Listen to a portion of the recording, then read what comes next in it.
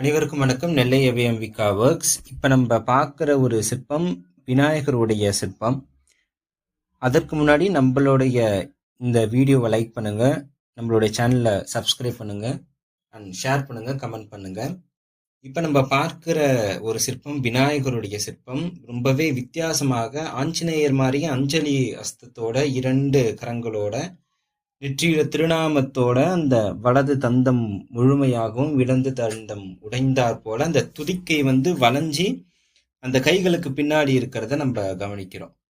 இந்த சிற்பம் எங்க இருக்குன்னா, திருநெல்வேலி மாவட்டத்துல ஒரு தூண், ஒரு பழைய ஒரு 4 கால் மண்டபத்து தூண்ல இந்த விநாயகர் நிற்பா. ஒரு பெருமாள் கோயிலுடைய தூண்ல இருக்கிற ஒரு பிள்ளையாருடைய சிற்பம் தான் பார்க்கிறோம். ரொம்பவே அரிதான ஒரு சிற்பம் தான் இது.